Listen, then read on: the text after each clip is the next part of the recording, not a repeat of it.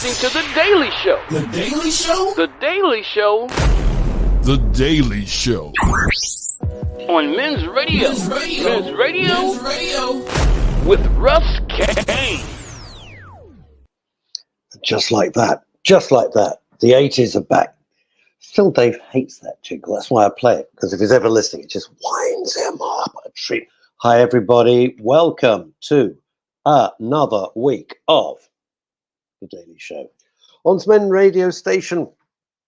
Don't forget our sister station, Women's Radio Station. We're on 24 hours a day. People say, well, how often is the show's on? I go, 7 days a week, 24 hours a day. And people go, wow, that's a lot. Well, yeah, it is. How you doing? In London, a sunny day. Sky is blue. Probably chilly, but, people go, it's a bit cold. And you go, oh, it's January. What do you think? Kimi Lashma. Kimi Lashma. What we got? We got, hi from Kimmy. Happy birthday, Flash. It's Barry J. Allen's birthday. Let's see if I can find it. I'm going to see if I can find it. Give me a sec. Give me a sec. Hold it. Don't go anywhere. Oh, come on. Where is it?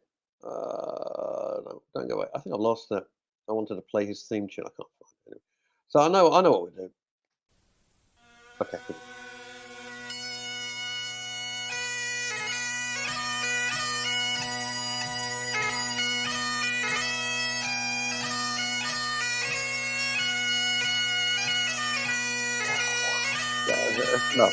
No, I can't take any more. I can't take any more. Bagpipes. Sounds like a cat's being strangled. Robert Van Buren, who hopefully is out of hospital. And Mr. Man's in and out of hospital at the moment, like a fiddle as elbow. I don't know what's going on. Wish you better. So hi, Robert. Happy birthday. So Kimmy says to Barry J. Allen, and good afternoon, everyone. What a glorious sunny day here in London. Happy birthday, Barry. That was Paul Claridge. It's exactly how Paul Claridge speaks. It's uncanny. If you met Paul and you just heard my impression, that's exactly how he speaks. Don't talk like that at all. Just being awesome. Right. Out of hospital. Oh, bloody hell, man. Robert Van Buren, out of hospital, back for appointment tomorrow. What the heck? What's the matter with you, man? Right, Facebook user who'll be watching, I am guessing, on my espresso bar group. I'm Scottish and I hate bagpipes. Happy New Year, handsome. Somebody else in the studio? I don't think so. What's that? Who nicked your wardrobe? Shut up, Graham.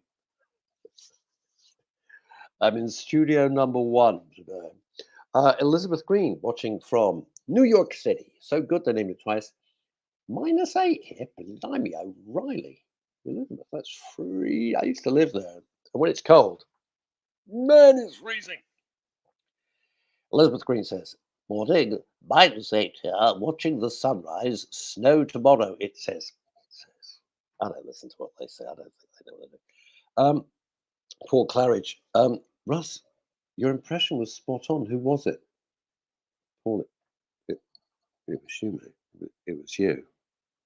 That's basically who it was. Russ, your impression was spot on. Who was it? Well, my name's Paul Claridge. Here we go. Asa Don Brown coming in from northeastern United States of America in New York State. Not to be confused where Elizabeth lives, which is New York City. Totally different. Be blessed on your birthday. Either that or be pissed on your birthday. I think both work. From my viewpoint, you could be blessed or you could be. Speaking of, no Neil Long today. He's not well. Again.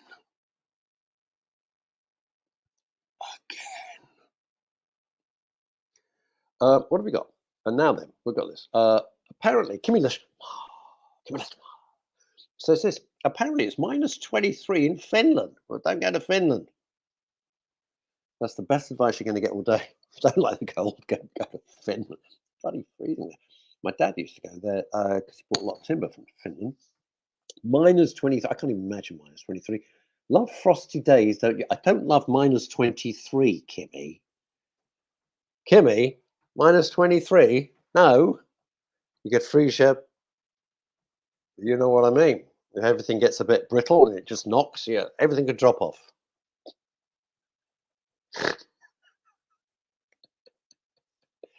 Grandpa, I thought the man in the room was Margaret Rutherford. Yes, well, Margaret, that's kind of how I love Margaret Rutherford. I loved all those.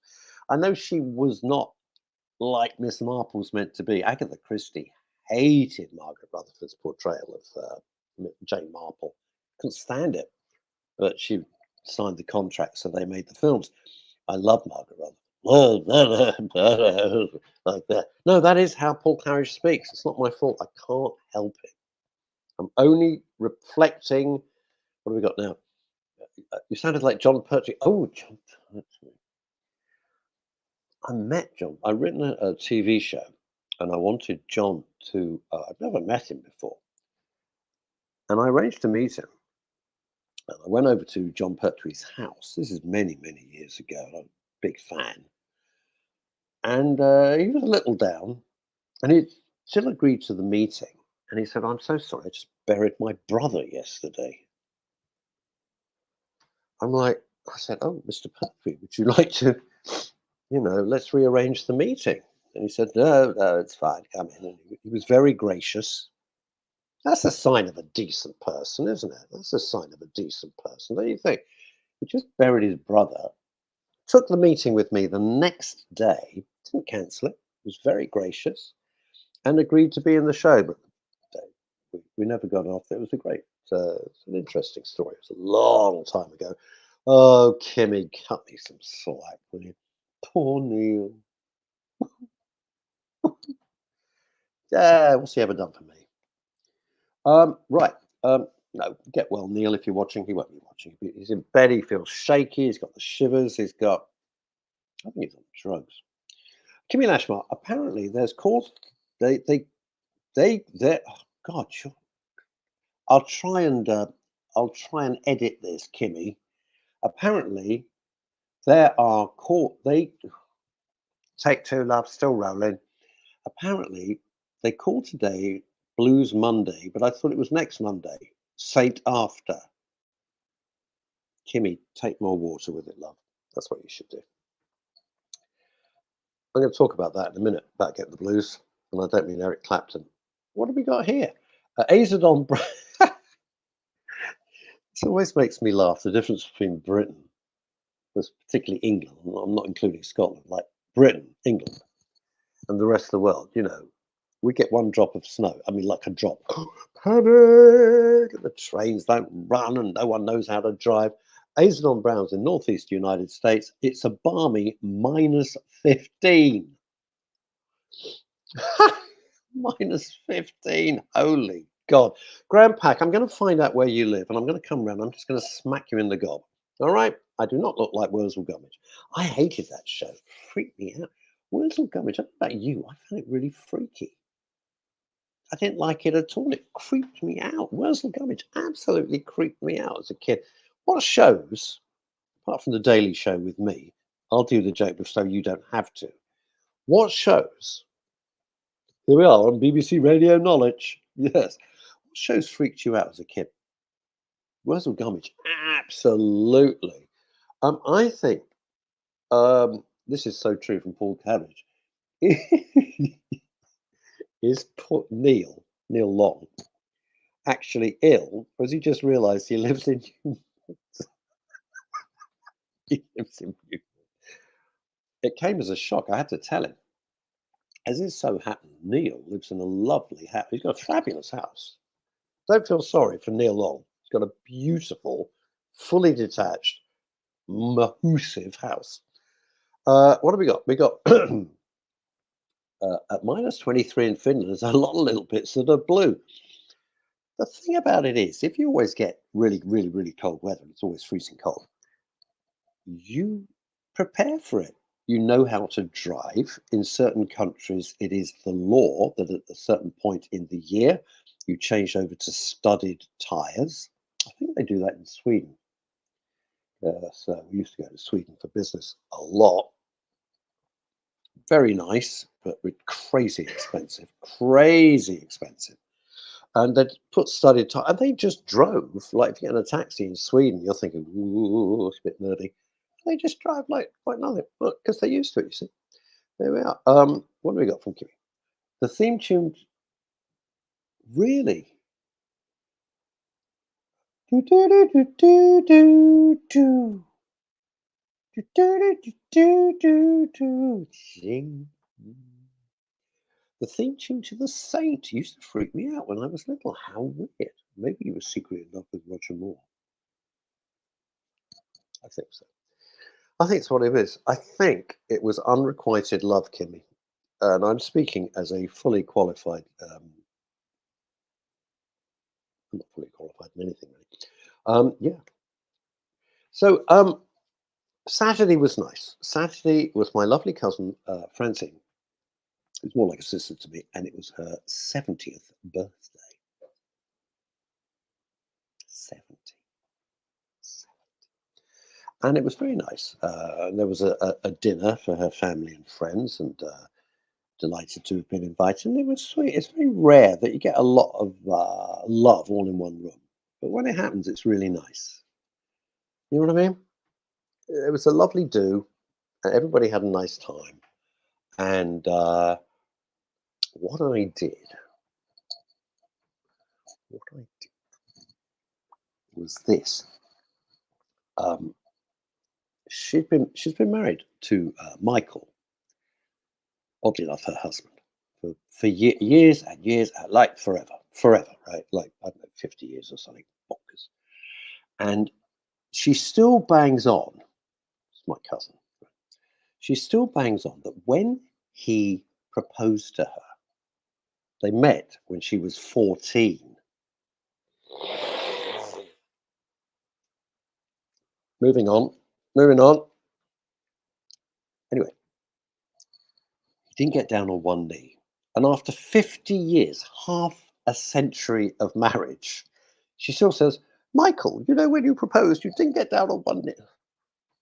So Michael was chatting to me privately, and he said, you know, what I'm going to do is I'm going to get down on one knee in front of everybody. That'll be nice. I said, aha. As a fully qualified, fully accredited celebrant, why don't we do a marriage vows renewal? And Michael said, he's a simple soul. So he said, great. It's really not. And he said, what a great idea. So he wrote his vows, and he and I went through the running order of everything. Complete surprise. Only he and I knew. There were 55 people in the room, I think. Anywho, and then I said, I'll tell you what we do. Two things. I'll write out a load of funny vows, which I'll hand to Francine, because she won't know anything about it. I said, oh, by chance, I happen to have your vows, so they could do each vow. Mine were just silly things, because she's the most fastidious person on the planet. You go to her loo, right? Go to her loo, and the downstairs toilet paper, it's folded in a V. You know, like you get in posh hotels and you go in the loo rolls. I'm just thrilled to see loo roll, to be honest with you, at my age, but you just get, it's in a V. You could do brain surgery any part of her home. It's scientifically cleaned. I don't know how she does it. There's nothing. There's nothing. You know, it's amazing. So, neither here nor there. So, I said, I tell you what would be lovely. So, as a surprise, I said, ladies and gentlemen, I stood up the mic, got everyone to be quiet, which wasn't easy, and said, you know, as a celebrant, I can do funerals and weddings, and I can also do baby namings, but I can do marriage vow renewals. Said everybody. Up stood Michael. So I got Michael and Francine to come over. He got down on one knee. She's trying to keep it. Lovely music in the background. It's lovely. It's either that or I'm dying and I'm being called to God. No, I'm not being called to God. Phew. So Fran's all excited. You know, she's like, what's going on? What's going on? Everyone's thrilled. And then I did what is called the hand fasting ceremony, or the hand tying ceremony, with ribbons. Got ribbons from like John Lewis or something. I can't remember where I got them. And they got their kids, grown up obviously, and you do this beautiful ceremony, which you can add into a wedding ceremony now. And it's a lovely thing. It's called hand fasting or hand tying. It's where you get the expression tying the knot. Oh, where you get the expression tying the knot. And it's just a lovely thing. And I said some words, and it went down. It went down a treat, which is nice.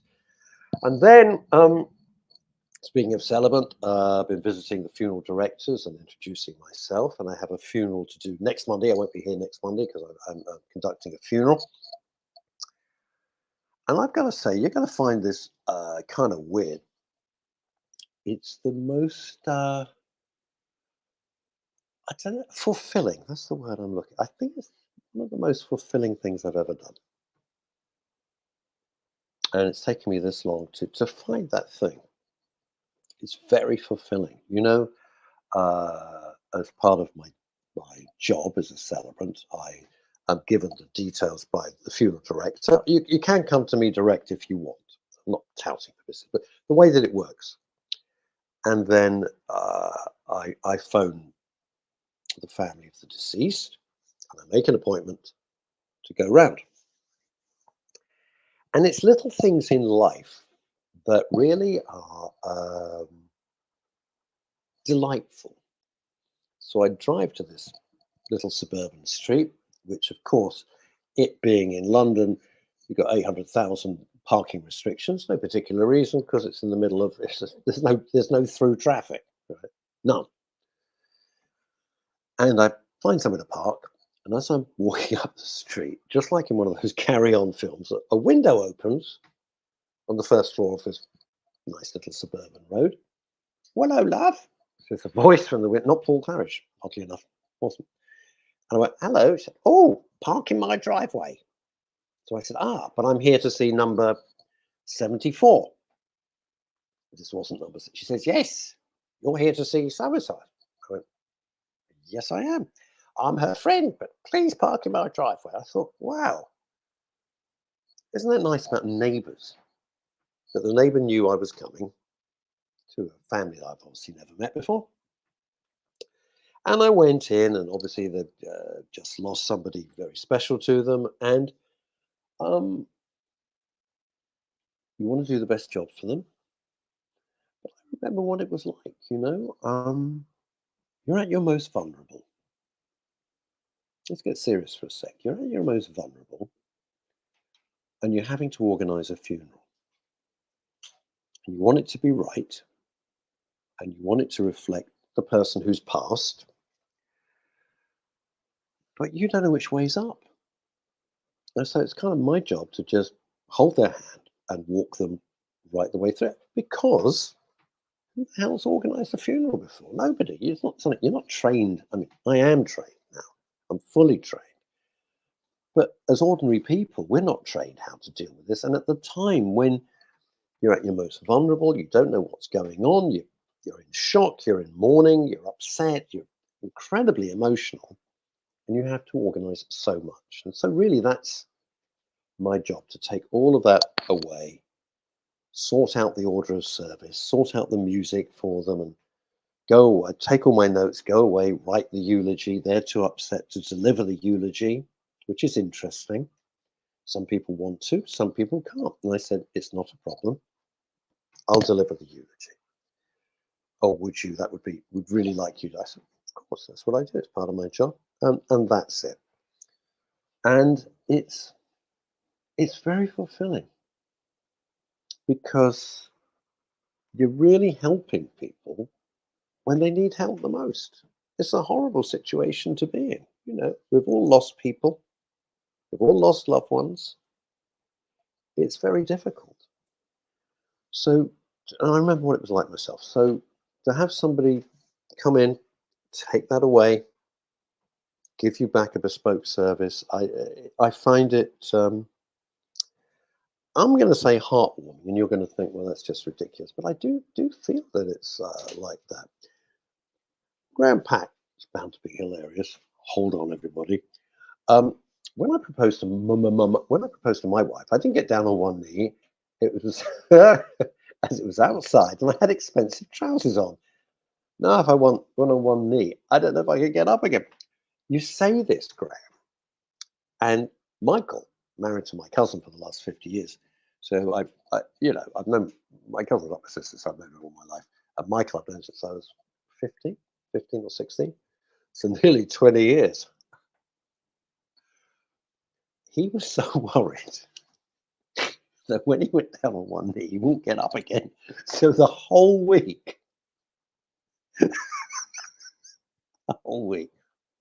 Michael was practicing, like doing gym stuff to make sure when he went down on one knee, he could get back up again.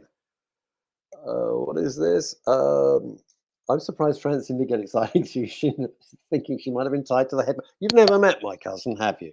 No, that would not happen, Mr. Graham Pack. That would not be happening. So I'll tell you what I'm thinking. I'd really like your views on this. And thank you for playing along. You're fantastic, you gang. You gang are fantastic.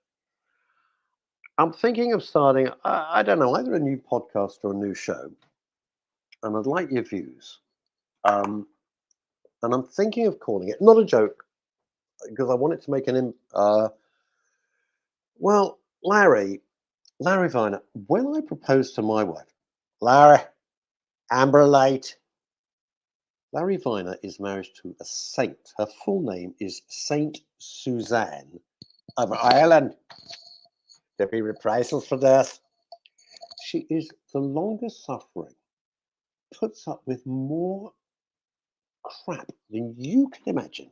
She's the loveliest woman. How she is still married to that rapscallion, Larry Viner, I don't know.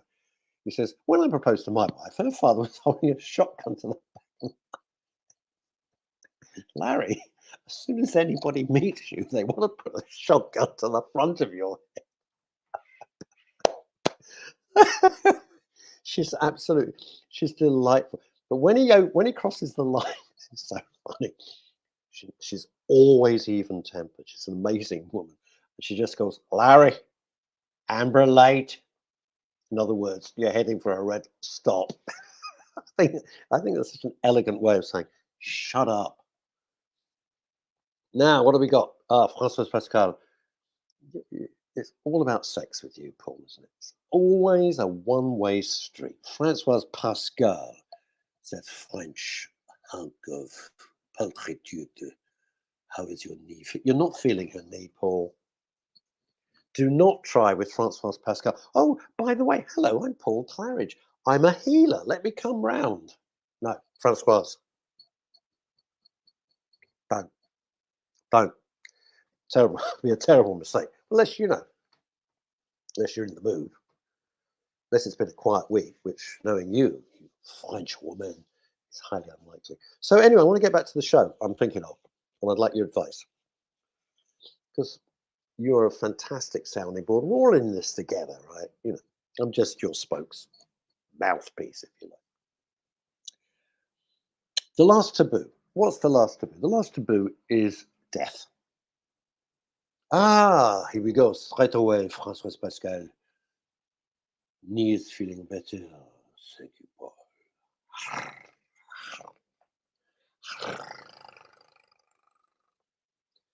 Françoise, did Ollie Mammon get back to you? I hope so. I put you crazy kids in touch so you can get some stuff.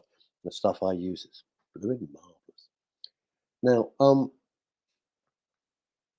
the last taboo is death. We don't like talking about it. We're not comfortable talking about it. But, all right, Francois, I'll send a chasing email, okay? See, I'm doing a show, but I'm helping someone at the same time. And they say only women can multitask. Right, carrying on.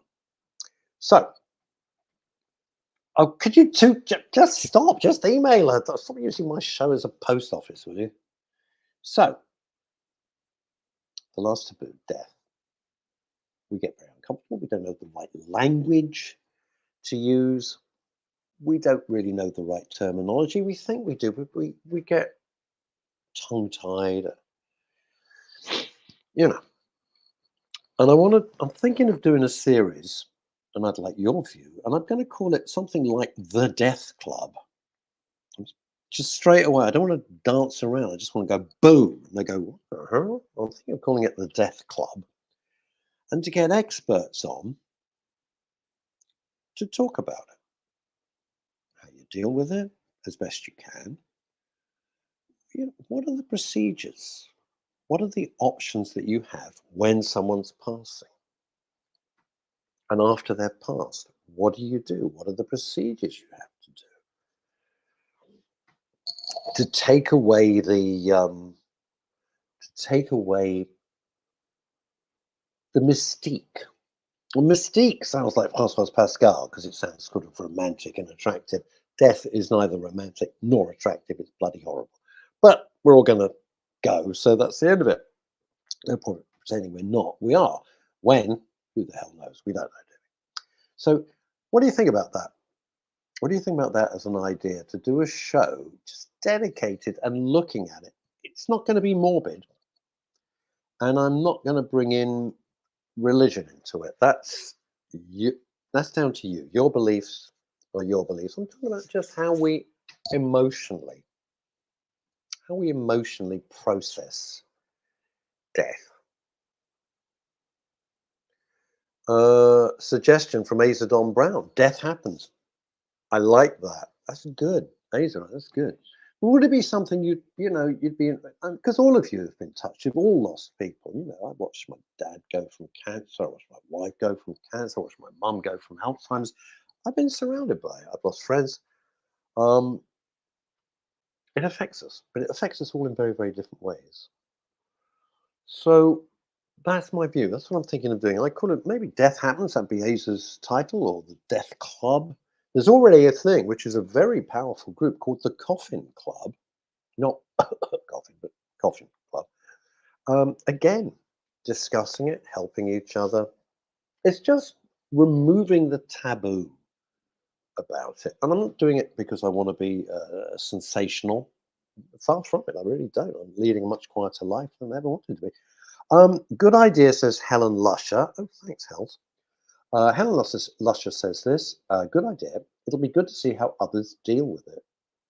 That's it, isn't it? That's it. And Leslie Ian Jones, let's read this. Death is, of course, the great unknown. Well, it's not really. We're all going to die. There's nothing unknown about that. I hope it's just another path I'm on. Oh, that's so interesting, isn't it?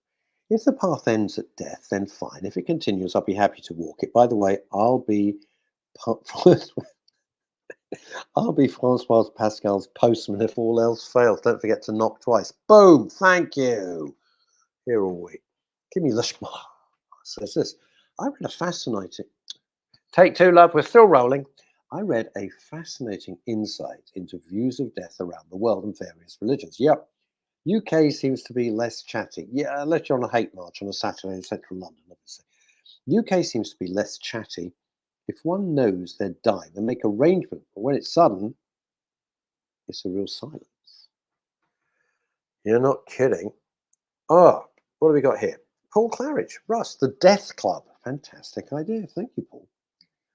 You're right when you say people just don't talk about it, and you don't know how to talk about it, but it's something we'll have to face, whether it's our own mortality or the passing of a loved one.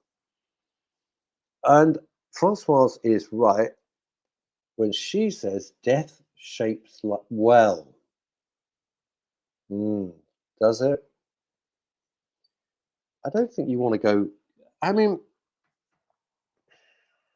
that's a really interesting theological point, isn't it? Death shapes like, I don't think we want to go through life going, well, we're all going to die, so it might be miserable. No, my view is we're all here. Let's just have a party as much as we can the whole time. It's always been my view.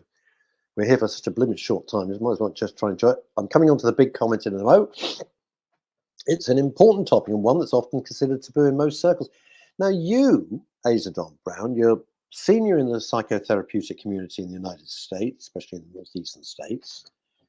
Again, you're dealing with it on a professional level. People come to it, and there's things I really want to talk about.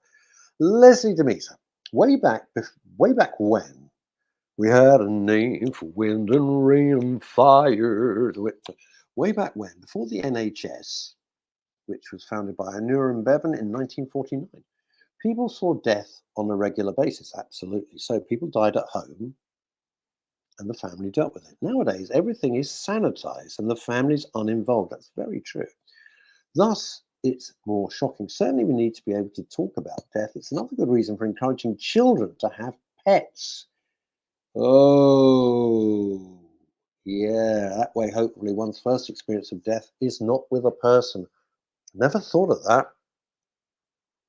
I think they should also have pets to learn how to help, to learn to be caring, to learn to be selfless. You know, a pet relies on you for everything. You get everything from a pet. You get unconditional love, you get affection, you get solidarity, you get faithfulness, everything. You know, pets are wonderful. If you're not into animals, you're not into animals. It's entirely your affair. I get it. I mean, you know, people go, "Oh, I love snakes." What a snake hanging around the place? You know, I think that Leslie Demise's point is very, very true. You know, in America, when I lived in America, we were looking at houses to buy, and in some of the rooms they had a strange little door. Now, Azadon Brown will be very familiar with this. I'd never heard of it, and it freaked the hell out of me. And these were old houses in the Connecticut area where I was going to move to. And so I said to the realtor, as they call real estate agents, I said, what's the little door? He went, well, that's the coffin door. I said, I'm sorry, what? That's the coffin door. So these houses built in the could have been 1700s, 1800s certainly, they had coffin doors. So the coffin could be taken out of the house through this little door. Ooh, and I thought, I don't. Now, why it freaked me out, I don't know. It did, right? And I thought, I don't want to be in a room. I certainly want to be sleeping in a room facing the coffin door. Never heard of the coffin door. Larry Viner. Nothing could be finer than to avoid Larry Viner in the morning. I'm not afraid of dying. I just don't want to be there when it. What was that fabulous Bob Monkhouse? Bob Monkhouse had the best joke about that. He says, I want to die like my father, fast asleep in his seat, not screaming like his passengers.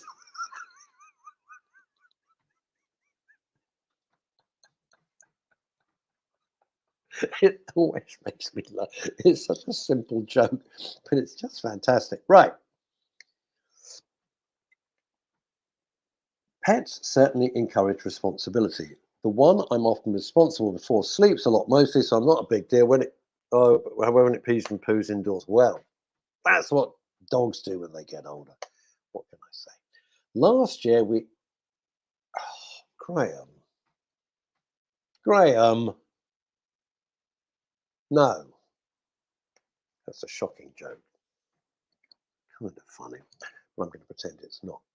It is, and also, I guess the point that was just made is that pets get older. They, like old people, get incontinent. I don't mean they live abroad. They get incontinent, and you have to you got to deal with it. It's horrible, but it's part of the rich tapestry of life. So, what I'm getting from this is that you think it's a good idea if we could certainly talk about it. Yeah, you know, Death Shapes Life or the Death Club or something like that. Get people on. I think it would be I think it would be an interesting piece. Now, I was having a chit chat this morning. What's that? Bob Monkhouse, Paul Claridge said. Bob Monkhouse also said, treat every day as it's your last because one day you'll be right.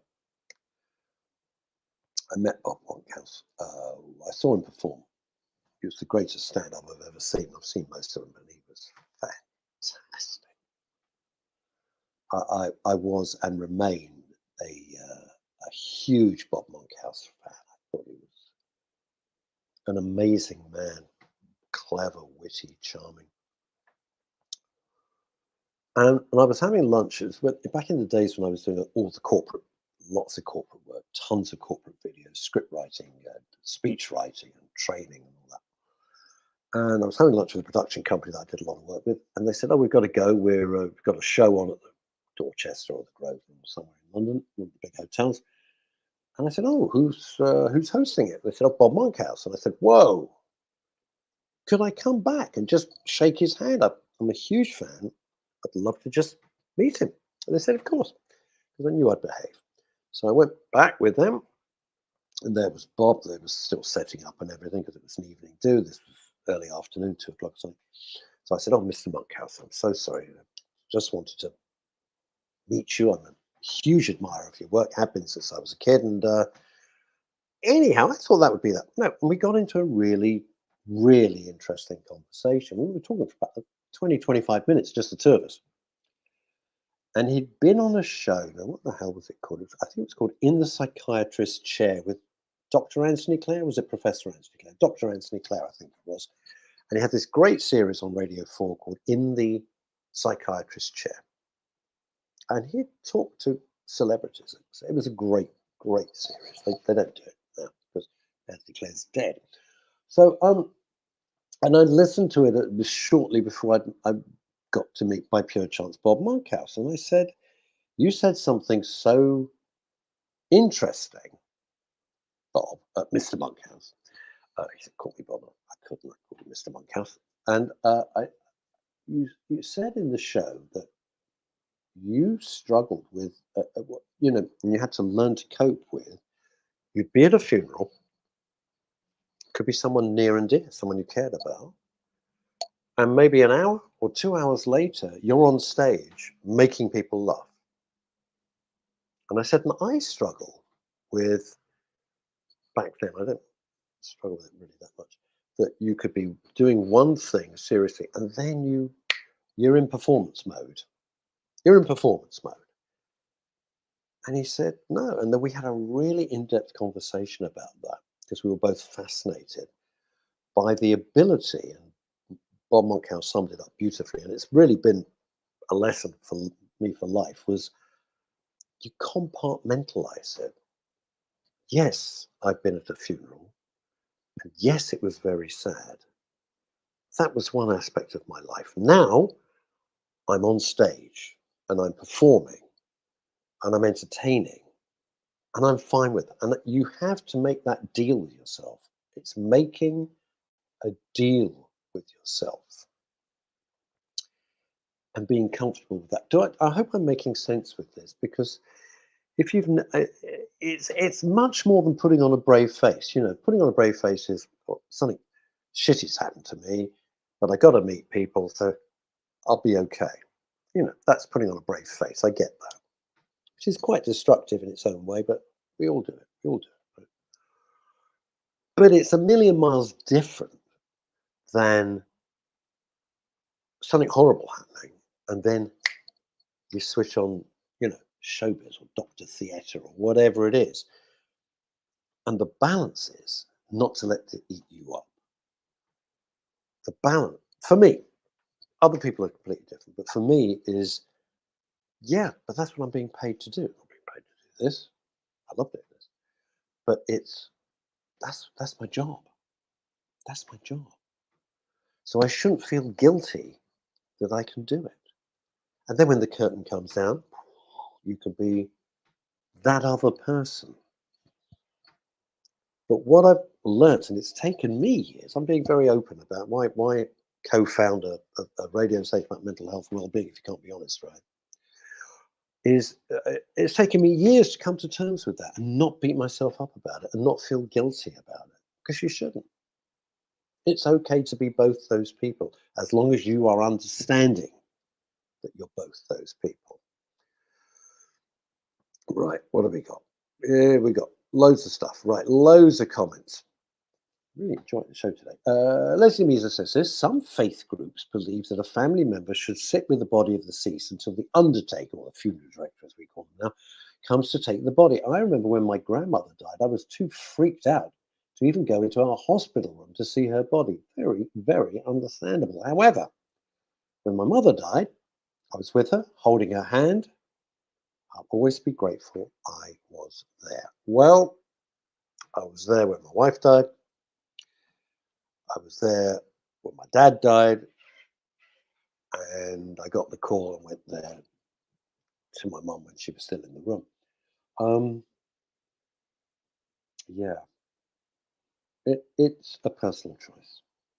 I think it's something you can't be prescriptive about. If it gives you comfort, and it gave me comfort, because it was one, it was closure. I mean, it was real closure. They've gone. That's it. They've gone. Two, and now this is weird, and I've talked about it before, but I will talk about it. I'm going to mention it again. You know, in a movie, when they go, "It's John, he's gone," and you see Don like that, it looks like someone's asleep. They don't. Have you found that? They don't look like they're asleep. They look like they're not there. They look like the person that you knew and loved has gone somewhere. I'm not a religious person. You might well be very religious and have your own views. But it looks like you're looking down at someone you love very much, my mum, or my late wife, or my dad, and they look different. Now, I can't explain.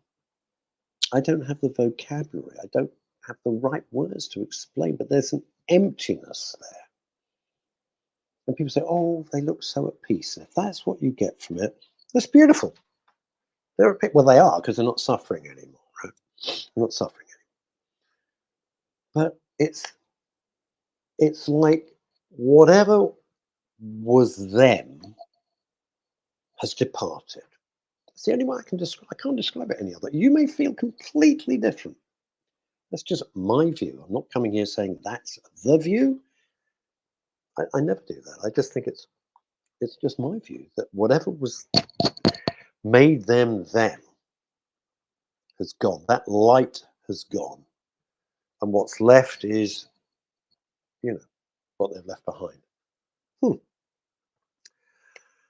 Timmy Lashmar says, in my humble opinion, why do people say humble opinion? It's an opinion. It's not humble. This is your opinion.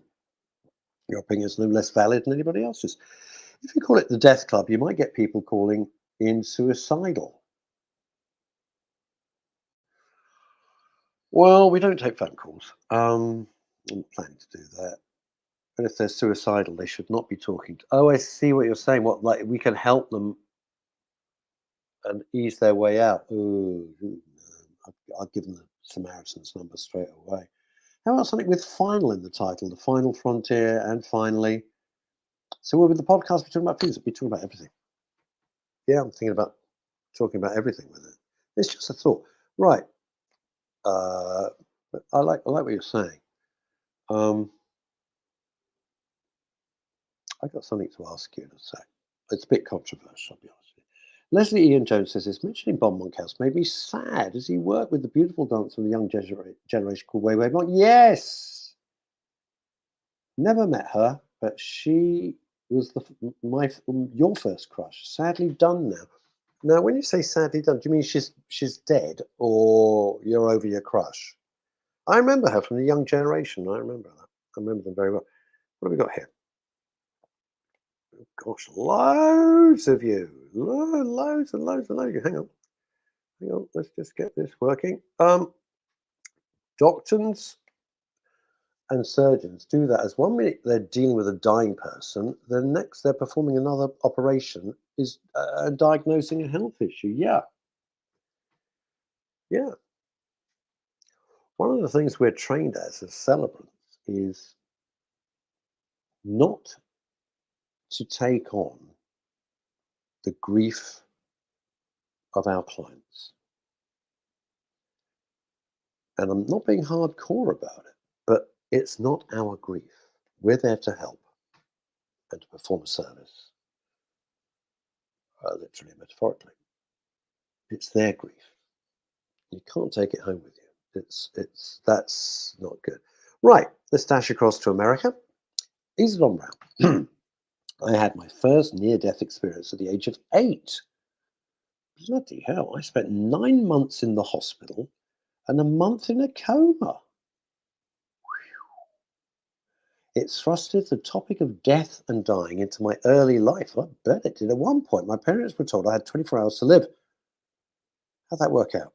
It's about living life and making the most of this life. Oh, wow. Aza, well, thank goodness the world didn't lose you, because you obviously do a fantastic job. You got a beautiful family.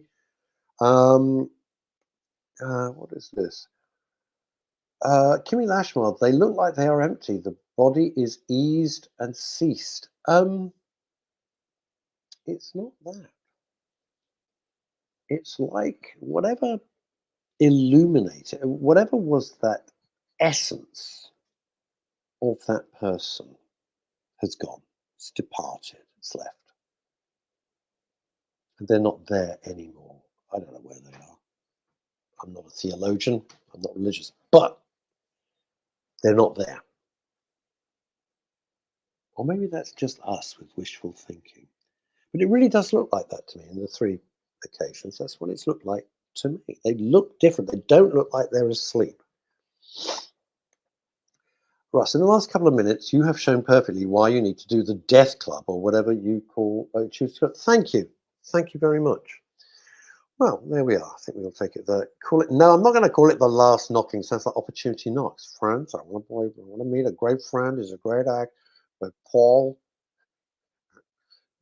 Oh, God, Huey Green, creep me out. Elizabeth Green, my father dropped dead in our house one night when I was 15. Holy God! I didn't see the body nor the burial. Right, this next sentence is is both telling. Oh man, you could write a book about this next sentence. Elizabeth Green says, "It took me 17 years to really realize he was dead." So let me read that to you again. My father dropped dead in our house one night when I was 15. I didn't see the body nor the burial. Mhm. Was that because they kept you away? They didn't want you to go, or because they thought you were too young? Or it took me 17 years to really realize he was dead. Wow. Did you think he was gone? Did you not accept he was dead? Wow. Yeah, this is why we should go and do the show. What have we got? That's an interesting. Liz Saul. Hi, Liz. Wish Neil better from us all. Hope he's okay. The spirit leaves the body and lives on. Well, yeah, if that's what you believe, because we carry them in our heart. That's what I think. They're never really gone. They're gone. You can't pick up. You can't pick up the phone. You can't meet them for a coffee. You can't have a chat. All the rest of it. But they live in your heart, and they never go. I mean, Liz and I kind of talk about this every now and then. And oh my God, look at you guys! Look at you guys! Wow, wow, wow! Elizabeth Pascal says Elizabeth Green took me 30 years to realise my father was gone at the age of 15. 30 years. Oh, you see now this. I'm sticking my nose in where it doesn't belong. I know, but it's not the first time I've done that. Elizabeth Green says this. Ah, man, this is such a huge topic, isn't it? My mother told me, imagine he's just gone shopping. That's so unhelpful, Liz. I'm sorry. And if I'm being rude, I apologize in advance. I wouldn't be rude about your family. It's none of my business. But that's unhelpful. He hasn't gone shopping. He's dead.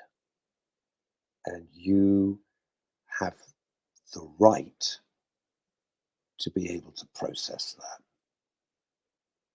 Is that fair? You have the right to be able to say, my father is dead, and I need to come to terms with that, and I need to process that. Not like he's gone shopping, he's in Primark or something. It's not helpful. There was a death in my family. I'm not going to go into any more details than that. There was a death in my family. It was very tragic. Oh my God, Elizabeth. Oh, Christ. I look round every corner for him. All right. Oh man, that has taken the wind out of my. I'm struggling a little bit now. I'm going to be absolutely honest with you guys. Wow. I look round every corner for him all those years. Oh, that is horrible. That is freaking tragic. Elizabeth, that's awful. I'm so sorry. That's why it's unfair. I'm going to conclude what I was going to say. There was a death in my family. It was very tragic. I'm not going to say anything more about it, right?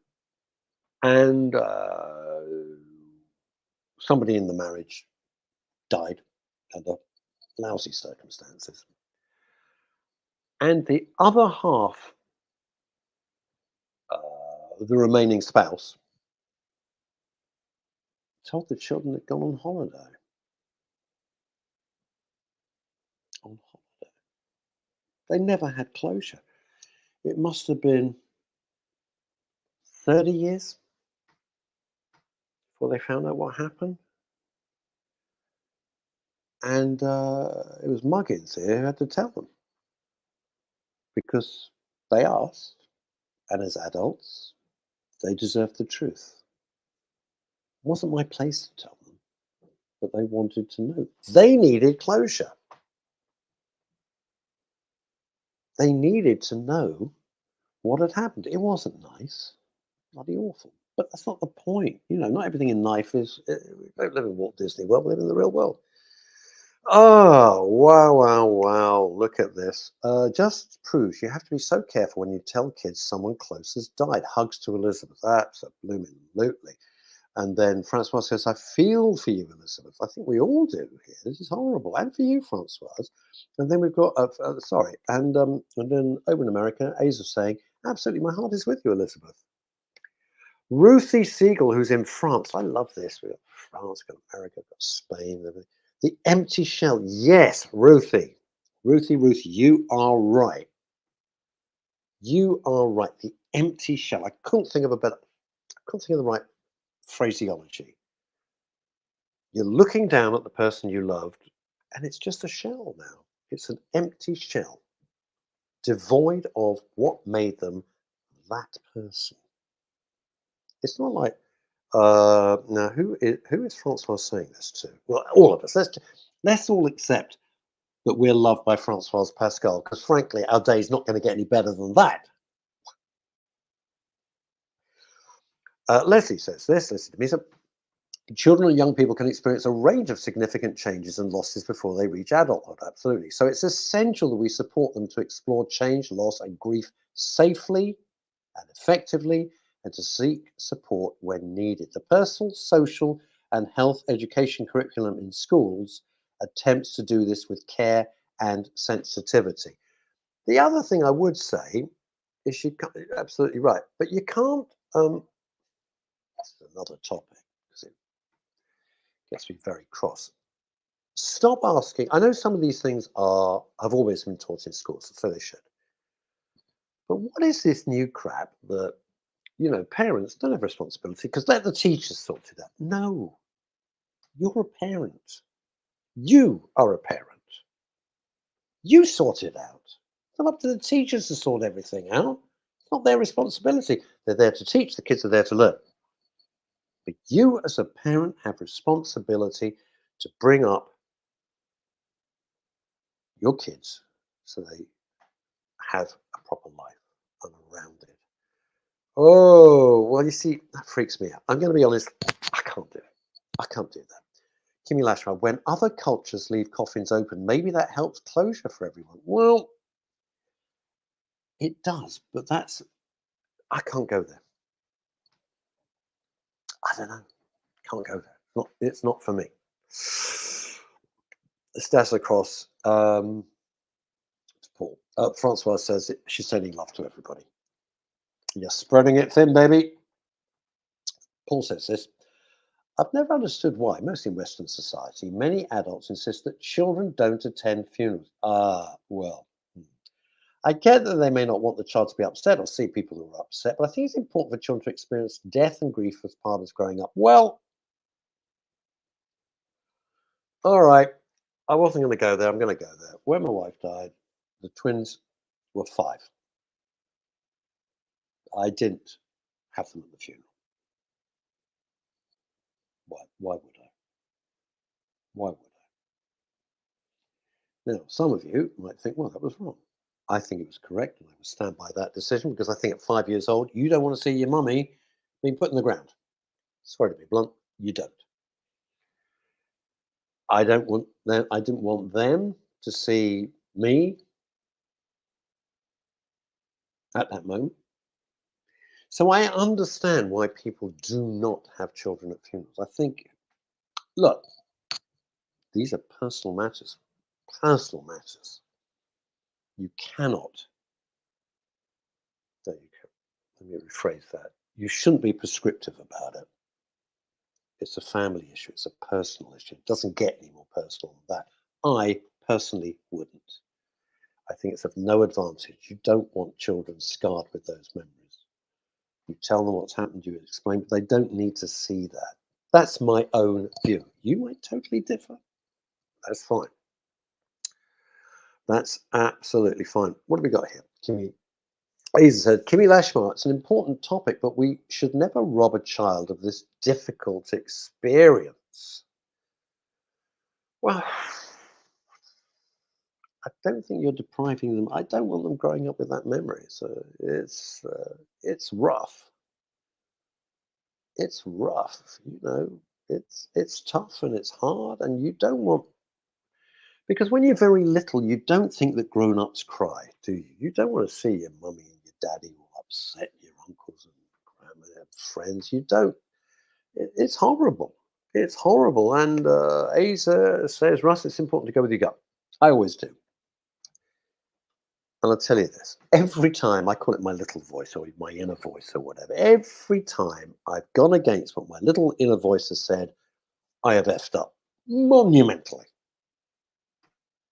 If I haven't listened to my instincts, and we get this when you're older, and the older and more experienced we get, you know it, you're thinking now, I know what you're thinking, you think, why did I do that? Why the hell didn't I listen to what I was telling myself? And I still went ahead and did it, or did that thing, or I met that person, or I did that deal, or whatever it was. No, listen to your inner voice. It's never wrong. It's never wrong. Your little inner voice says, don't do this, don't do it.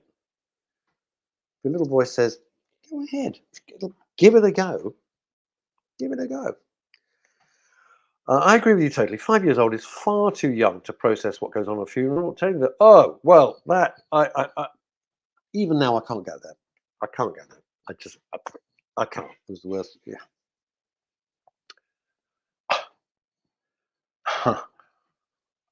I'll share something with you. All right. It's horrible. But when people say, Russ, you're, you're not afraid of public speaking. I go, "Mm, that's what I do. And you get nervous. I said, well, I have professional nerves because I want to do the best job. But I don't have the nerves of I can't do this. My nerves are professional nerves of adrenaline that I want to do the best job. And the reason it doesn't scare me, it's very simple. Because if you've ever had to tell 5-year-old children that they're never going to see their mummy again, trust me, nothing is close to that. Nothing at all. So no, public speaking does not bother me. Because once you've done that, which pushes you to every extreme you could imagine, everything else is a walk in the damn park. I can assure you that. So we have touched upon so much stuff today. You guys are the best. Your comments are amazing. You're so on point. You're so helpful. You're supportive to each other, which is a wonderful thing. Neil Long, if he's still with us, we'll be back on Wednesday, and I will be back on Friday with. Will I be back Friday? Yes, I will. I'll be back on Friday with Phil and Chantal. Until then, wonderful few days. Stay safe. Try and stay out of trouble. Especially you, Larry Viner. You know